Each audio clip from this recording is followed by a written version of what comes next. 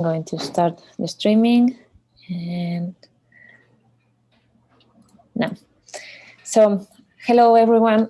Sorry for the delay. We have some problems with screen sharing, and thank you for coming to the seminar. As this is the 9th talk of the SMAC series, I think that there is not much need of a presentation, but well, anyway, briefly, these short meetings on astrocomputing knowledge are a series of live demonstrations which are given here at the ISC, and with the aim to demonstrate the use and the benefits of basic software tools that are commonly required for astronomical research. So today's seminar is given by Jorge Pérez Prieto. I think we all know him.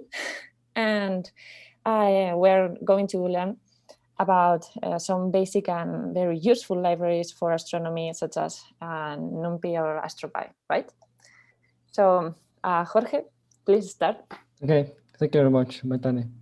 Well, as Matane said, this is a very introductory talk or session about the Python ecosystem for astronomy.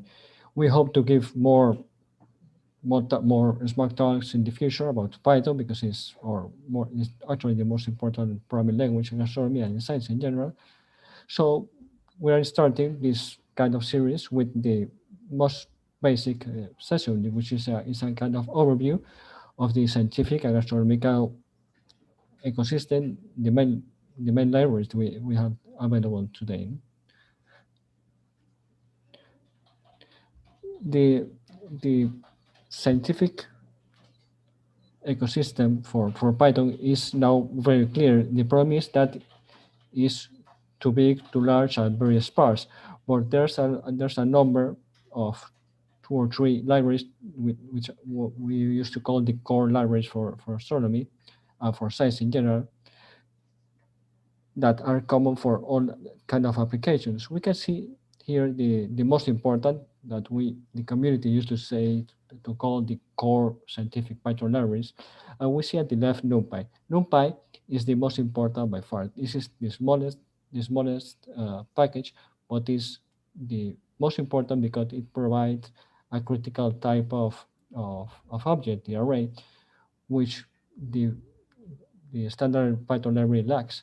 And it's very important that we will see why is that important, and the rest of the libraries need that package to work. This is by far the most important package, numpy.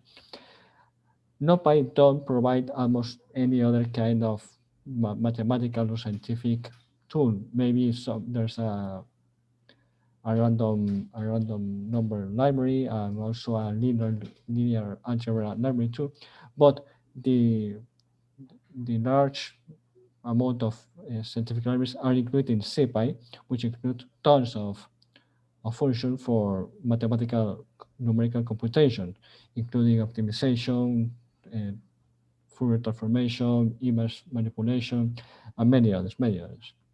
So with NumPy and CPy, we have complete 90% of the necessities of the scientific libraries and functions.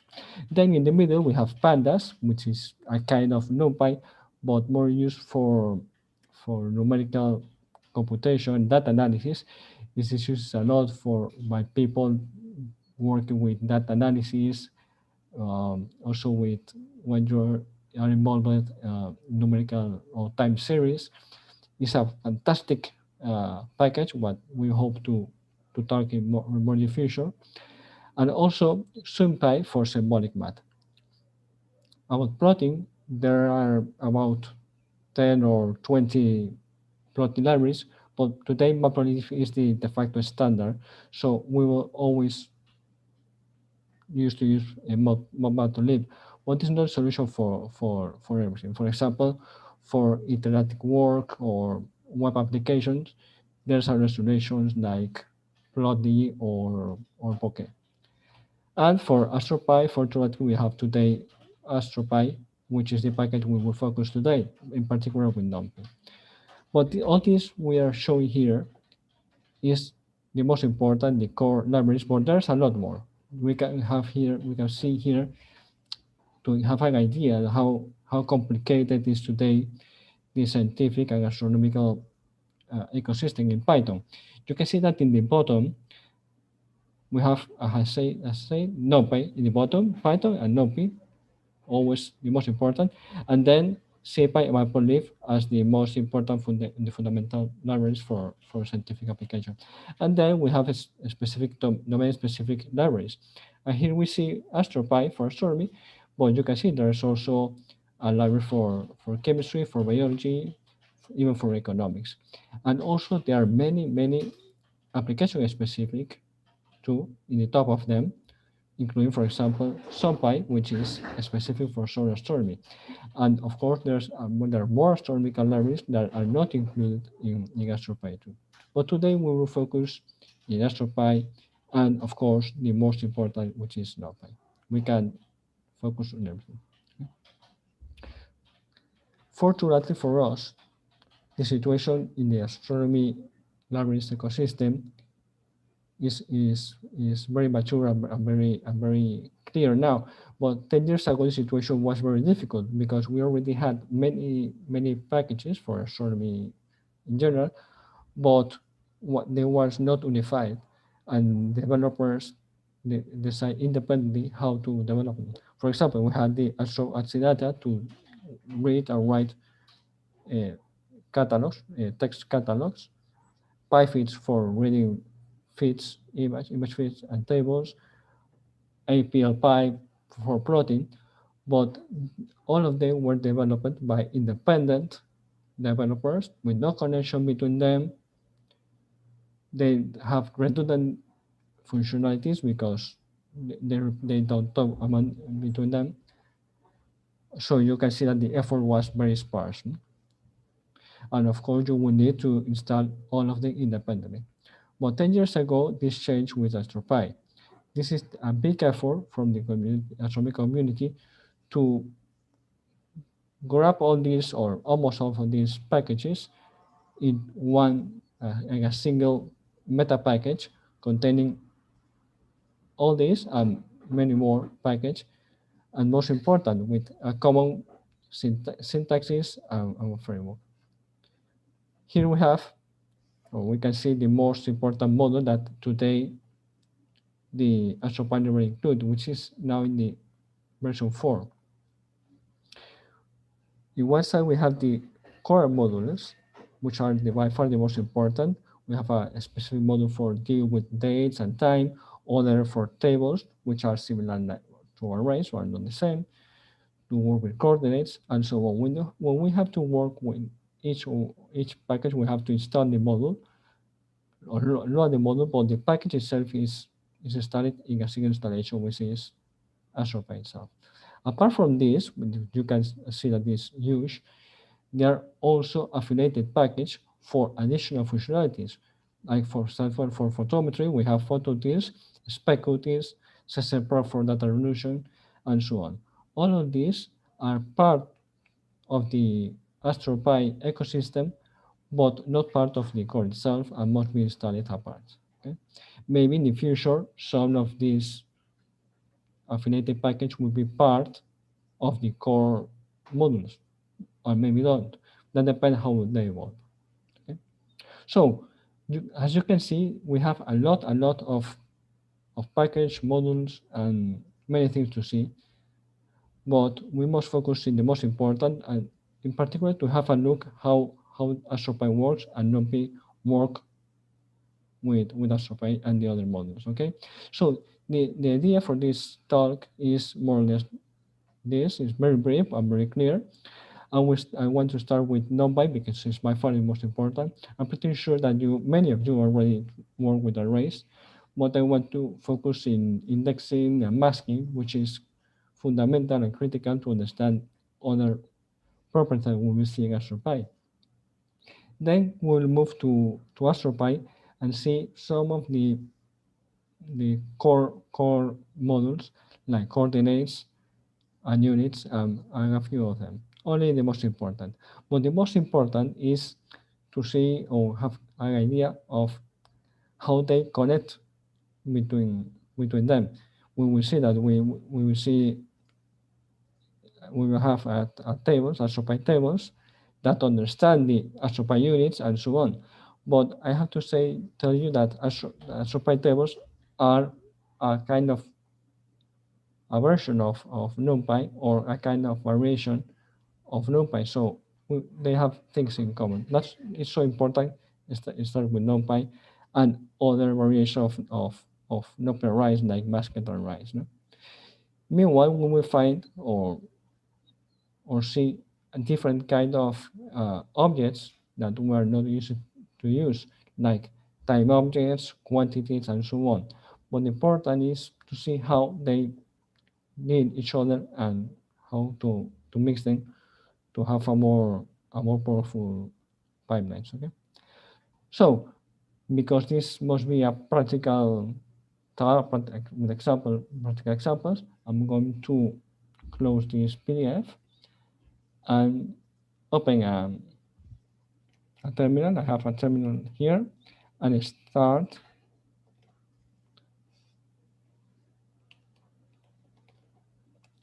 a Python terminal. Okay, let me increase the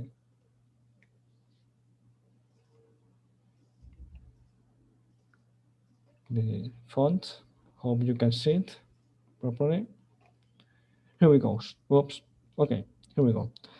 I'm not going to start the standard Python terminal, but the IPython, which maybe you already know, is an iterative terminal, which is more powerful than the standard Python terminal. And here we are. So we will start with NumPy, and the reason for NumPy exists is the necessity to work with an object that can deal with numerical computations.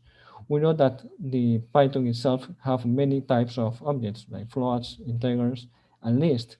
But the lists, which are very powerful for manipulating groups of data, are not that good for numerical operations.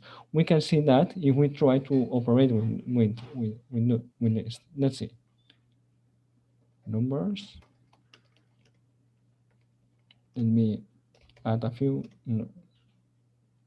numbers here, random numbers. One more.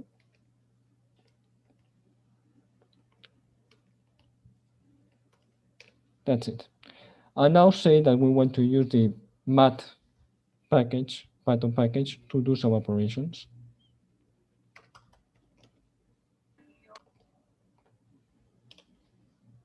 Okay, now the math module, the standard math module of Python, provide basic mathematical operations, and this work perfectly with numbers. Okay, great. But if we try to do that to that list, we have a problem here. Numbers must be real, not integers, so it doesn't work with list.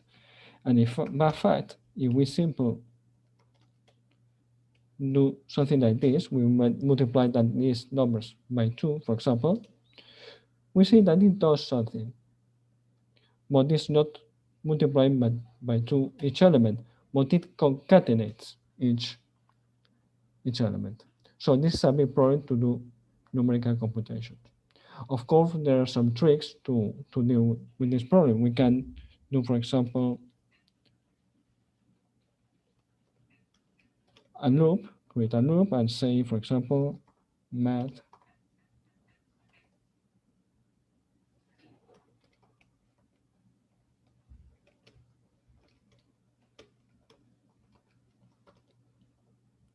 okay. By doing this, I'm taking each element of the numbers list in the x variable and apply it to the square. Okay, let's see. Okay, this works, but this is far from practical and is very inefficient because we must always avoid to use these loops in the operation. We must try to avoid that. So this is the origin of the necessity of NumPy. If we import NumPy,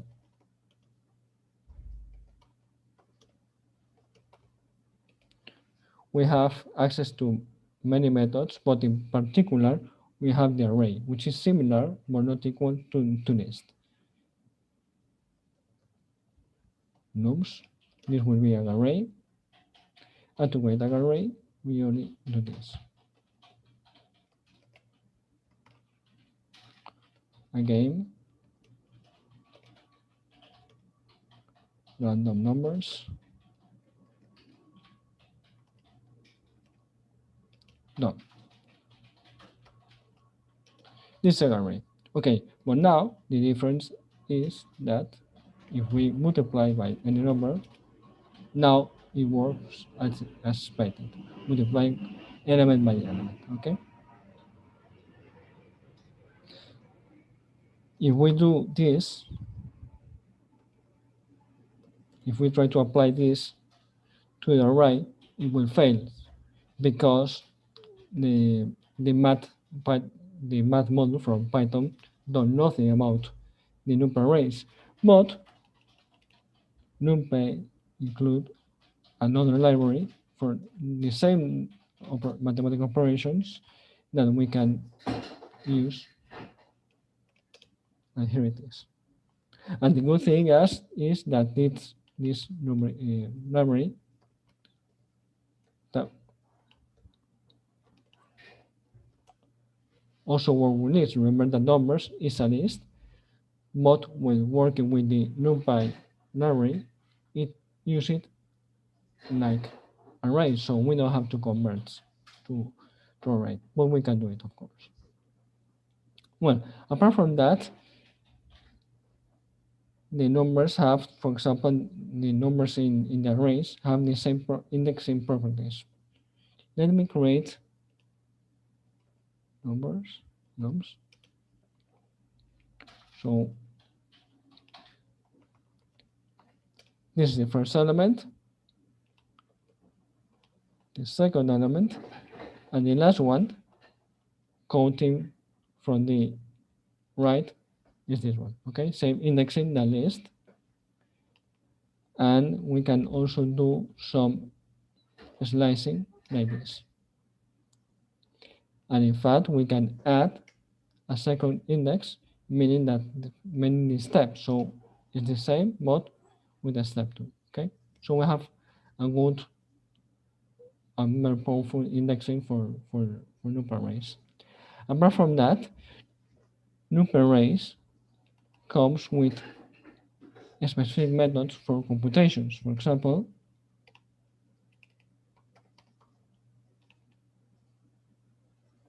nums, and now, for example, maximum,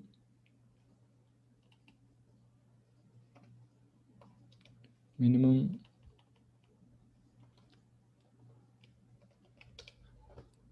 the mean, standard deviation, and many others. To see the rest, we can write the point, the dot, and tap, and see the complete list of operations we can do with arrays. This cannot be done with the standard list, of course.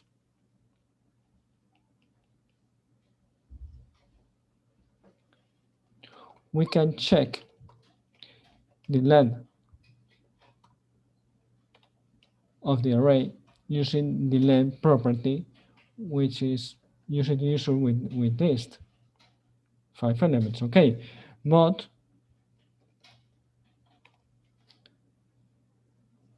numpy arrays also have the shape property, which gives us a more complete information about the shape.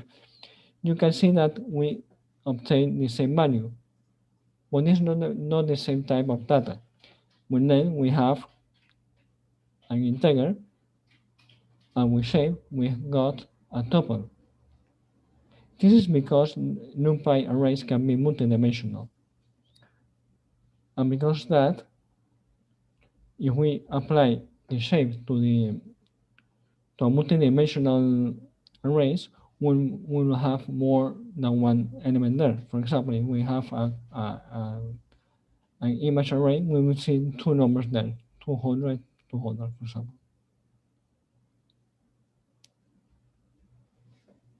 Let me create a larger array using the random number package from numpy.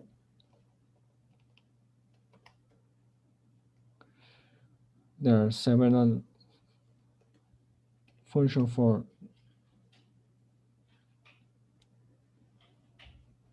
random numbers, but I would use the integer for keep it simple. Say numbers from 100 to 100, say, and we want, say, 20 elements.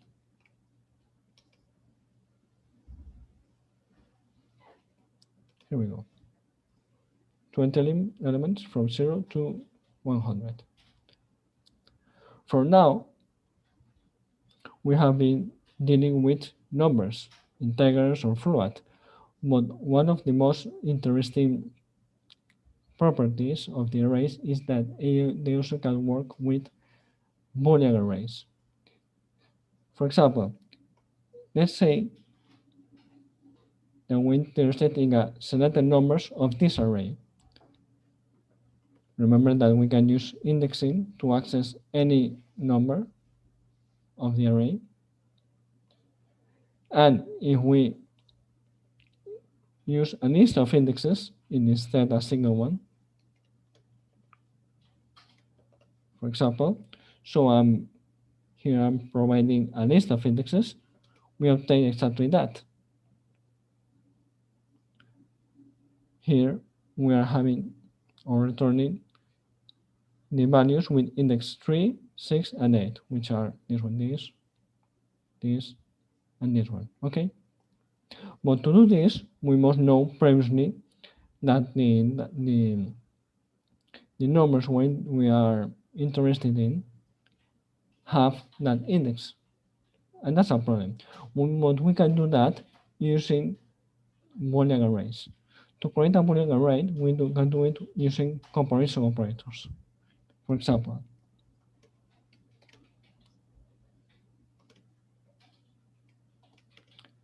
n larger than 50, for example. That's it. Let's see what we have.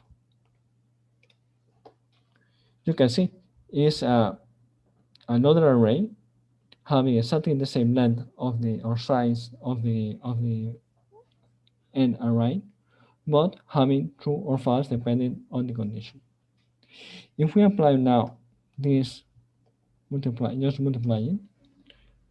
this max works as a 0 or 1 operator, where false is 0 and true is 1. But if we do the same and use the mask as an index, we got a smaller array having the elements where the condition is true. So you can see that this is very useful to do filtering of any kind of data. We can add more conditions here. For example, mask is mask, and an additional mask here, for example.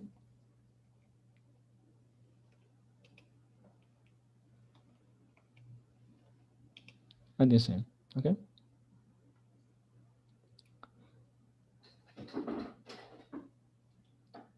Okay, let me try the same, but with a more interesting array with more than one dimension.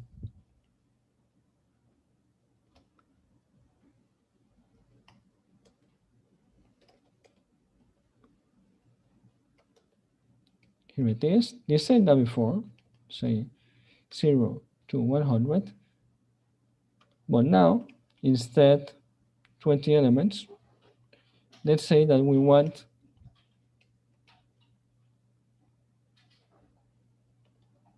an array with shape of 10 by 3. So I'm in the third parameter, I'm giving a tuple of the shape that we want. That's it. Here it is. 3 columns, 10 rows. We can check that shape using the shape method. You see, if it were a cube, we will have an additional dimension. With here, we can use the indexing the same as we in one dimension. For the first one, for example, and slice in two. Oops, no, we don't have that. Okay, but here we must be clear what we are doing. Let me write again the two-dimensional array. Here it is. So remember, the first dimension here is for the row. So the first is the row and the second is the column. So if we want, say, to select the first column, we must do something like this. All the elements of the first column.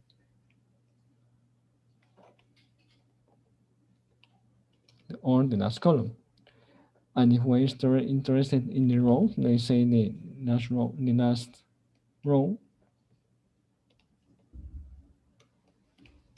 that's the last row, okay? We can do assignations. For example, we assign a new value given an array of a tuple of the same length. For example, we need 3 elements here. And we can manipulate the array easily using the proper indexing, okay? But now let's say that we want to do some filtering in this array. Suppose that this two-dimensional array is a catalog where the first column is magnitude, second products, or something like that. But we want to do the selection based only on values of the first column. But we want only that. So we can create a mask with data based on the first column only.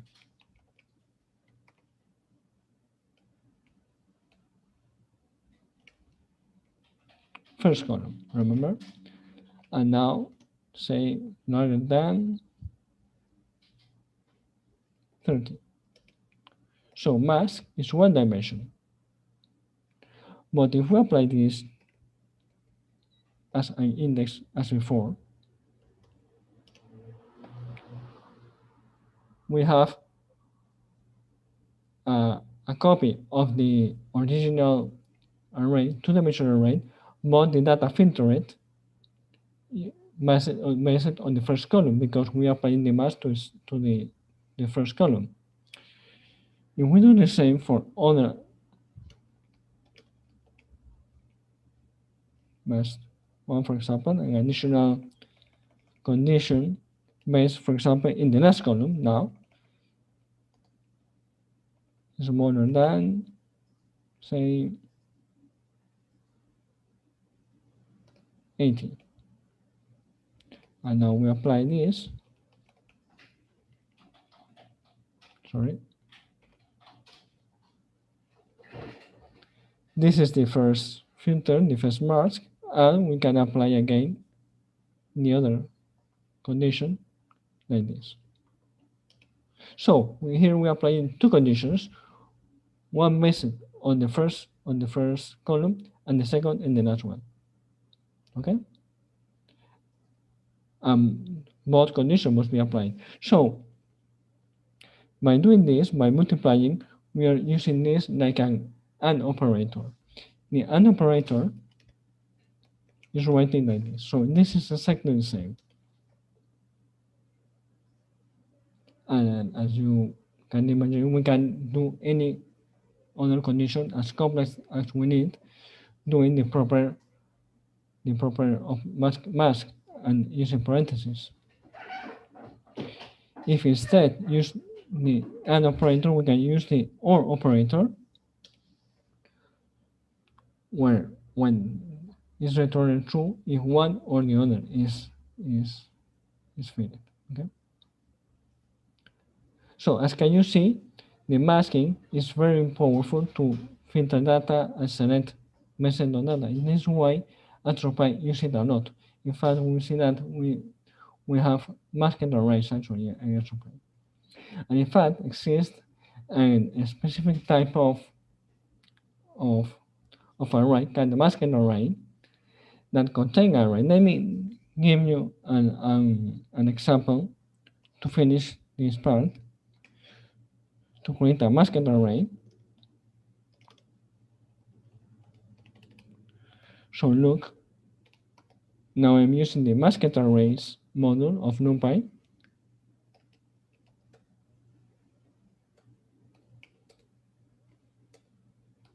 And now we put the original array, for example. And now we must indicate a mask. Let's do something very simple, very basic. We are just testing. Larger than 50. Here it is. See? Here it is. We have a more complex array having in one side the original data, but with values masked based on the mask we indicated. And here's the mask.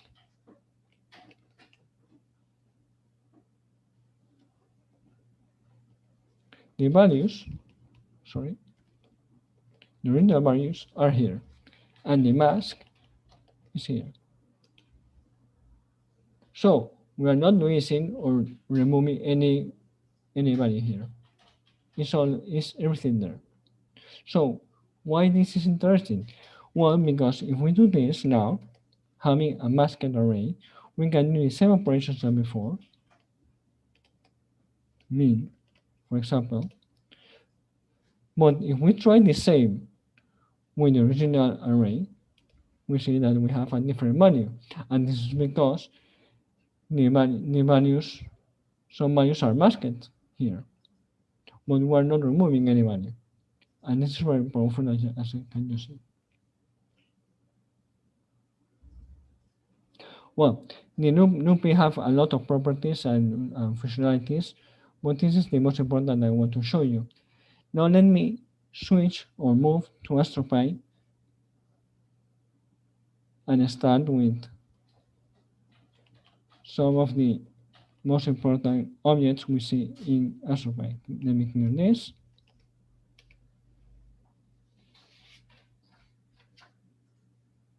And let's start with the basics in astropy. I want to begin with the constant, which is the most easy to see from astropy.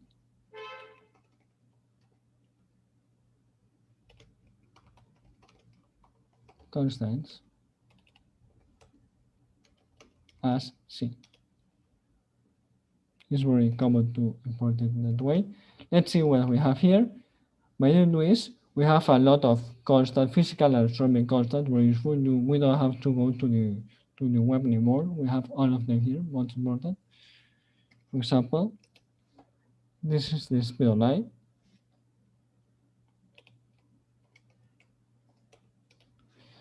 Solar mass, and so on.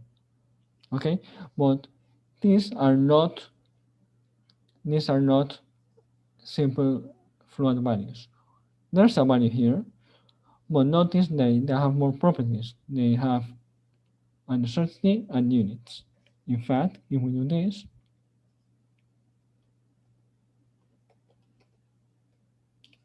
this is the value, this is a float.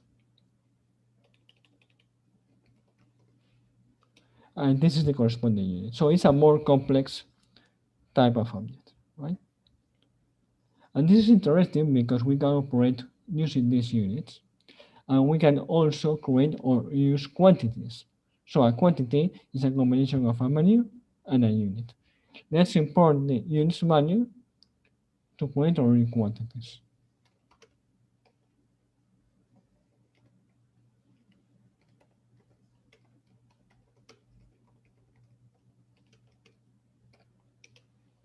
Okay, now let's define a distance, for example.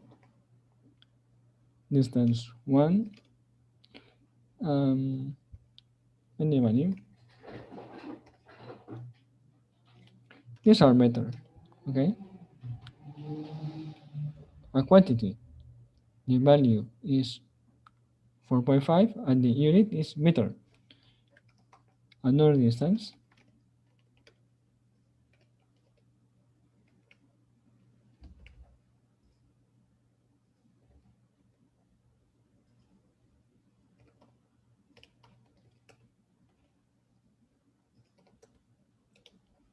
inches, the same. Okay, the good thing is now we can operate with them.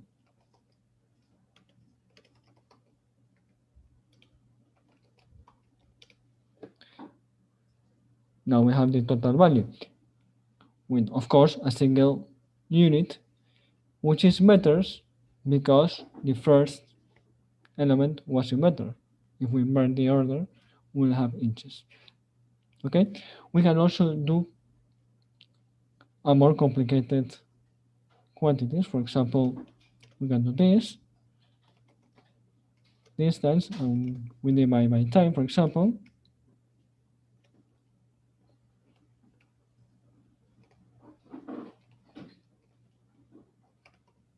Minutes. But be careful with this. We must use parentheses here to divide distance by time. And that's it. Meters per minute. This is our unit. Mod unit, let's see. Here it is. Minutes, meter by minute.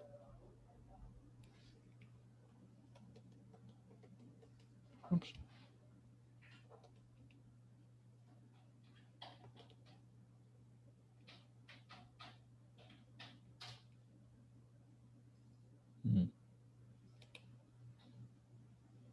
Oops. Here it is. Speed. He recognized the physical meaning of that unit. But if you don't like that units, that can be easily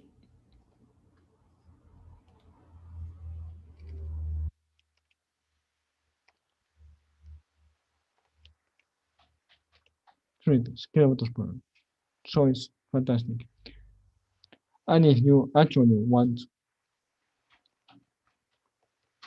the float value, this is it. Okay. So very, very powerful. Now let's work with coordinates.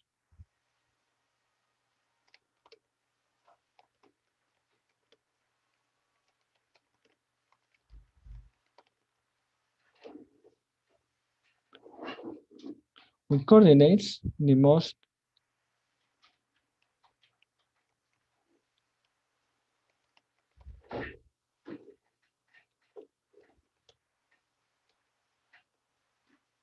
oops, sorry.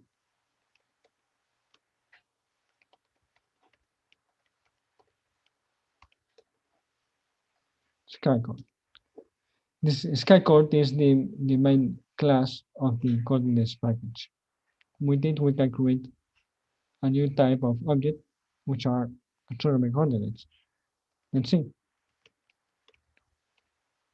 Now that we know about the units, we can use the units to define these coordinates. For example, let's say, and now here we put our angle, for example, or angle for realization, and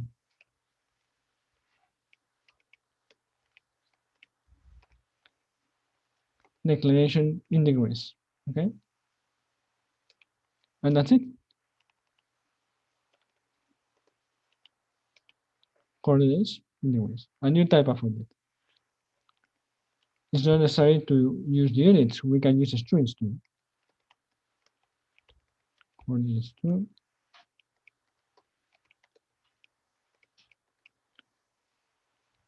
But if we do something like this, we must use this notation. Second, and declination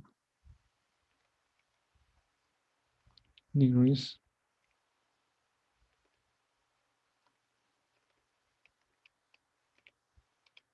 Good enough. This works. And there are other way. Oh, sorry. Here it is. But if you don't know the coordinates, it's not a problem.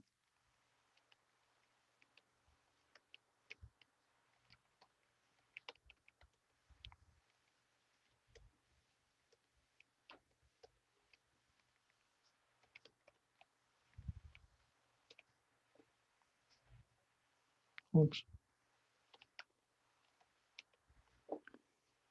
What it's doing is solving by name using this as a service from Sigmat, and we have automatically got it. This is right. Now we have access again to recitation, declination, and so on. So again, you can see that we have decided before some quantities, which are angles in this case. By default, they are in degrees, you can see. But if you prefer another unit, radians, there you have. Or sec. There it is. This is the plot. This is the benefit of using this kind of object. You can easily transform in the unit you need. Okay. You can also operate between coordinates.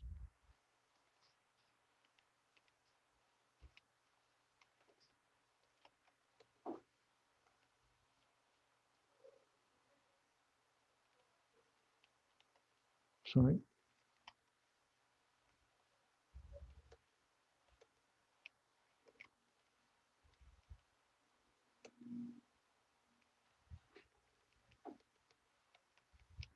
Oops.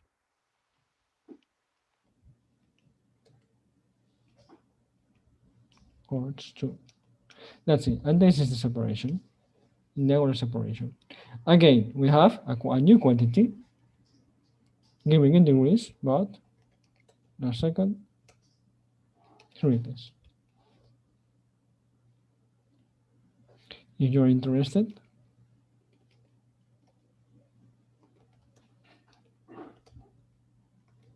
we have galactic coordinates here. Latitude and longitude. Okay? Exactly the same. New quantities, but then the same.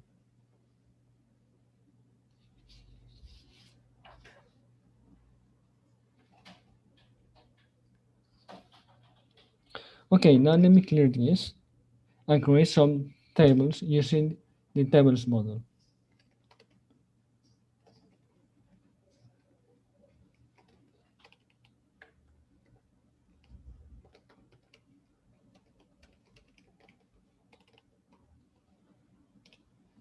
That's it. And now let's say that we want to create from scratch a very basic table of galaxies having two columns, names and distances. Something very simple, okay? Names, let me, for example, M31, M31, and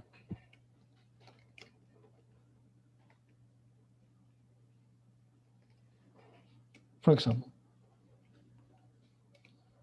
this is a list, a simple list, and now say we have some distances.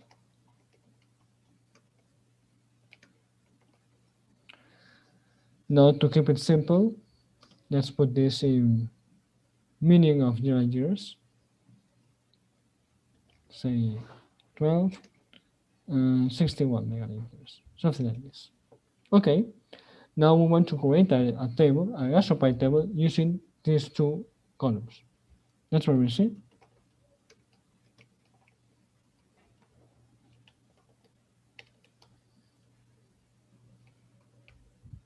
Now we open a list here, and there we put the columns we want to create. We can want to add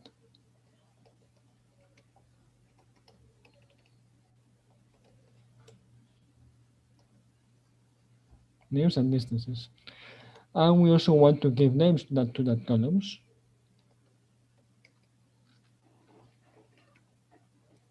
The first column we call it name, and the second column we call it distance. That's it. Let's see what we have. Here it is.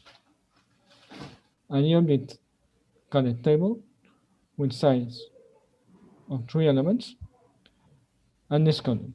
If we don't know about the table, we can use the info method and see what we have. 2 elements with 2 columns. And you can see it automatically detects the type of object, string or float. Okay? We can access to each column by this.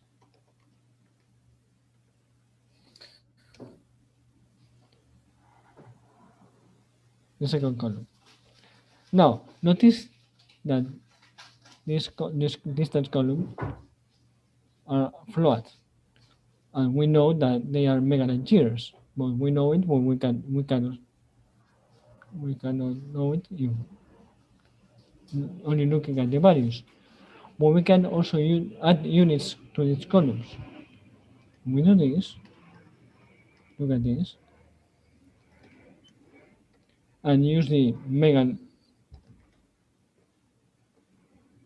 units. Here it is. Here it is. Now, the column, distant column, have now associated this unit. And this is very useful because we can do operations or unit transformations using that unit. For example, let's say that we want to add another column in other unit, fraction, for example. That's where we see. We create a new column called distance in parsec, which is the set that distance,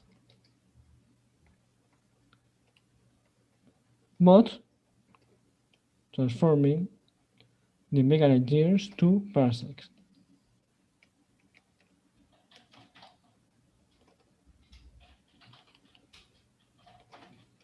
Here it is.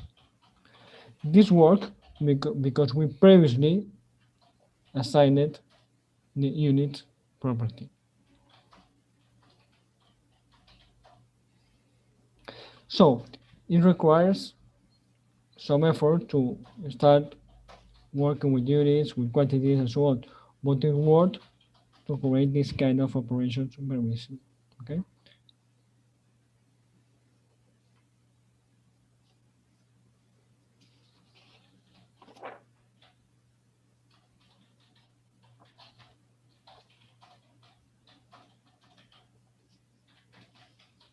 Okay, apart from that, okay, this is the most important things I want to show you. There's only an additional packages in Astropy, in particular the affiliated package, we have additional properties. For example, to online access, we can try some examples, but they require an additional installation. For example, phototils, astroaxy data, etc. Let me use the last 5 minutes or so we have to try that. For example, let me clear this.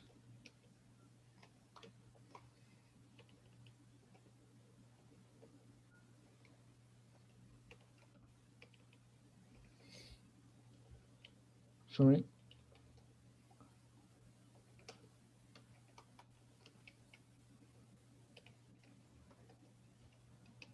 So AstroCarry is an affiliated package of Astropy.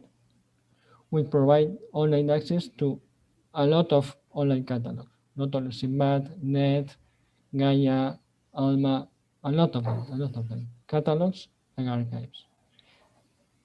I'm now importing the SIMBAD method to try a simple example.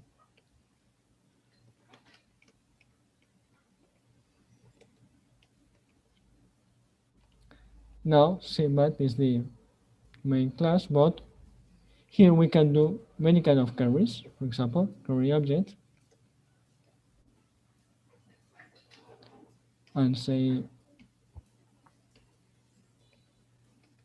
we said that before. Here we have. It connects to SIMBAD and grabs the most basic information when we do the same in the web. Okay, we can do exactly the same using coordinates or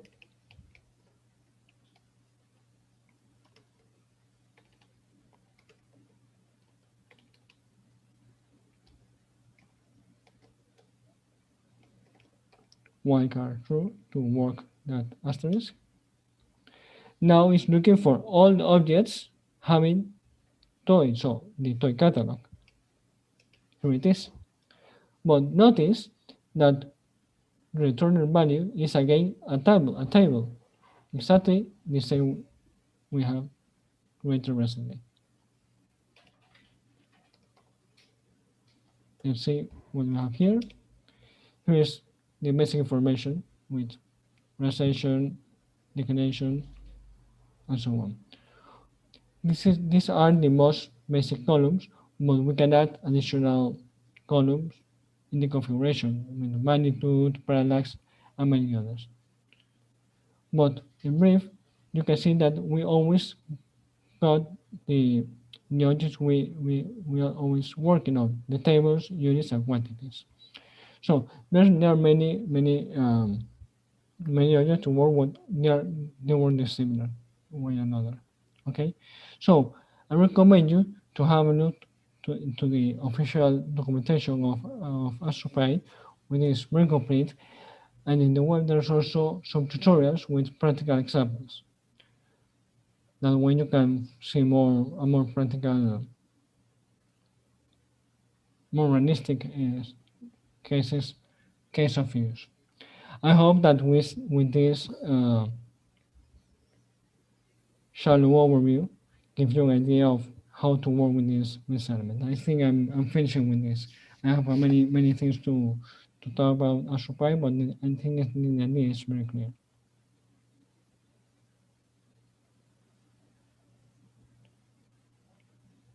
So I think I'm finishing here, Maitane. Okay. Okay, it's the time, but Yes. I don't know, as we started like 10 minutes later, if you want to continue a little bit more. But we could do some questions. Yes. Okay. So Maybe someone has any question, please raise the hand.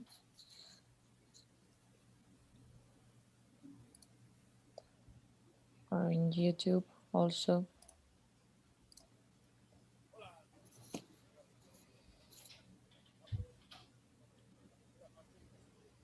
Okay, Andrea. Can you talk? Sorry. I don't know what's happening. Sorry. Okay. So I use astropy tables every day, and it might be useful to point out that with the units, astropy can work also with log units. So with magnitude, or for example, logarithm of masses, you can do the log of everything, and it's used in the correct way, even when passing through different units. So I just wanted to point out this, that you can, since astronomy uses a lot of logs, you can do everything that has been shown with the units in the tables. Well, in my case, because I use them in the tables, but also with log quantities. Yes, right, thank you. Yes, so the one thing that I forget to show is how to write and read tables. I forgot that part. you can see using the write and read method. But the problem with this, as what Andres said, is that we can add units and format to the tables that we have in memory. But we save to disk and we load that again, maybe we can lose some information, for example, the units, depending on the format. For example, if we save our data, that catalog we create using the comma separate value, the comma separate value is too simple to load, to save the units, so you will lose that information. But if you save to fields or a mutable format, the information about units and format will save it, so when you load it, you will have it again.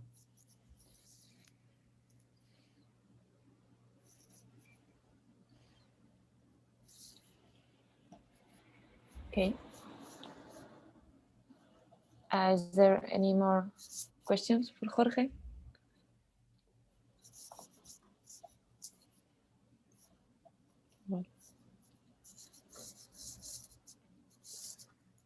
I would like to thank you, Jorge, for being so clear with all these features. So I think they are basic but very useful, right? I hope so. I hope so. Well, so thank you everyone for coming today, and thank you again, Jorge. Thank you. For giving this seminar. Thank you, everyone. Goodbye. Goodbye. Thank you. Bye bye.